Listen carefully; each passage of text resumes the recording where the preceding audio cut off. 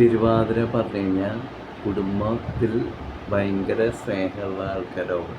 അത് സ്ത്രീകളല്ല, ആണുങ്ങൾ.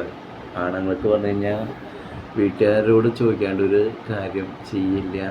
വീട്ടിലാണ് ഏറ്റവും വീട് വിട്ടിട്ട് മറക്കാത്തൊരു വ്യക്തികളാണ് ആണുങ്ങൾ തിരുവാതിര. പിന്നെ കുടുംബജീവിതത്തിലൊക്കെ പരമാവധി സഹകരിച്ച് നീങ്ങുന്ന ആളാണ്. ഇടഞ്ഞു കഴിഞ്ഞാൽ പ്രശ്നക്കാരനാണ്. ഭയങ്കര ഇടയാൻ ബുദ്ധിമുട്ടാണ്. എന്നാൽ തിരുവാതിര ഇടഞ്ഞു കഴിഞ്ഞാൽ ഭയങ്കര പിടിച്ചാൽ നിൽക്കില്ല, ഇടച്ചിട്ട് വന്നാൽ. എന്നാൽ സ്വാദുവാണ്. പക്ഷേ കുടുംബക്കാർ, അമ്മ അല്ലെങ്കിൽ വീട്ടിലെ എന്ത് തീരുമാനം എടുക്കണം അതൊക്കെ ആലോചിച്ചിട്ടാണ് ആൾ എന്ത് കാര്യത്തിനും ഇറങ്ങുള്ളൂ.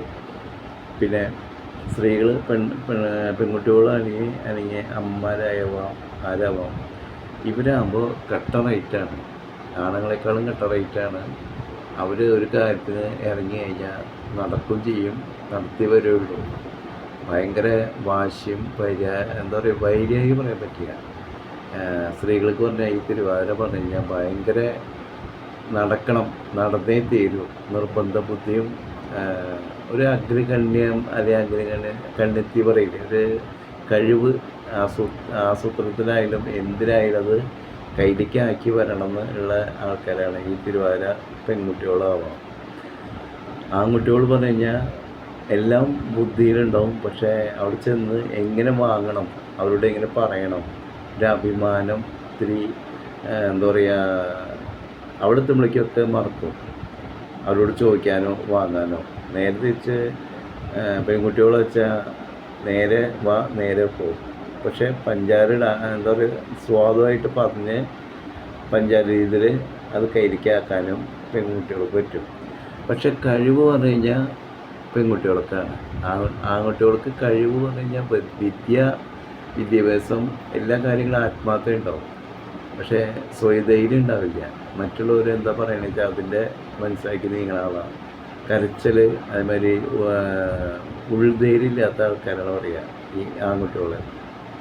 പിന്നെ അവർ വരുന്ന ഭാര്യമാർ നല്ല നക്ഷത്രമൊക്കെ വെച്ചാൽ അവർക്ക് മാറ്റങ്ങളൊക്കെ വരാം. പക്ഷേ കല്യാണത്തിന് മുന്നേ അമ്മ, അച്ഛൻ അല്ലെങ്കിൽ അമ്മ പറയേണ്ടത് കേൾക്കുള്ളൂ പറയില്ലേ. വീട് വിട്ടിട്ട് എവിടെയും നീങ്ങില്ല ആൺകുട്ടികൾ. ഒരു ശുദ്ധനാണ് പറയുക. ശുദ്ധൻ ദുഷ്ടന് വരെ ചെയ്യാറില്ല. അതാണ് ഈ തിരുവാതിര. എന്നാൽ പെൺകുട്ടികളാണ് ഇതിൽ നല്ലൊരു നാള്, നല്ലൊരു കഴിവും പ്രാപ്തിയും. അപ്പോൾ ഇവർക്കൊക്കെ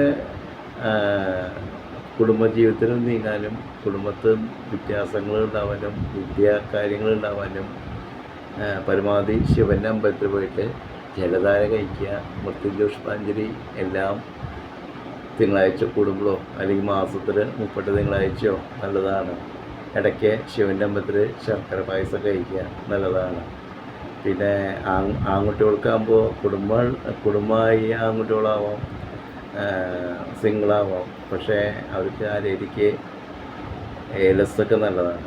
ഒരു എന്താ പറയുക, സുദർശന യന്ത്രമോ അല്ലെങ്കിൽ സുദർശന മന്ത്രത്തിൽ നിറക്കി ഒരു ഏലസ് നിറയ്ക്കുന്നത് നല്ലതാണ്. അവർക്ക് ധൈര്യം കിട്ടാനും നേരിടാനൊക്കെ വേണ്ടി ആണുങ്ങൾക്ക്. പെണ്ണുങ്ങൾക്ക് അതിൻ്റെ ആവശ്യമില്ല, ധൈര്യം കൂടിയതിൻ്റെയാണ്. എന്നാലും ഈ വാശിയും മുൻശുണ്ടിയൊക്കെ ഉള്ള കാരണം സുദർശന നിറച്ചത് നല്ലതാണ് കേട്ടോ. പക്ഷേ രണ്ടുപേർക്കും നല്ലത് ജലധാരയും മൃത്യുഞ്ജോഷ്പാഞ്ജലിയും ശർക്കര പായസം കഴിക്കാച്ച നല്ല കാര്യമാണ്. തിരുവാതിരക്കാർക്ക് ഏറ്റവും നല്ലതാണ് ശർക്കര പായസം. അപ്പോൾ നമഃശിവായ, നല്ലത് വരട്ടെ. എല്ലാം ഭഗവാന്റെ അനുഗ്രഹം ഉണ്ടാവട്ടെ.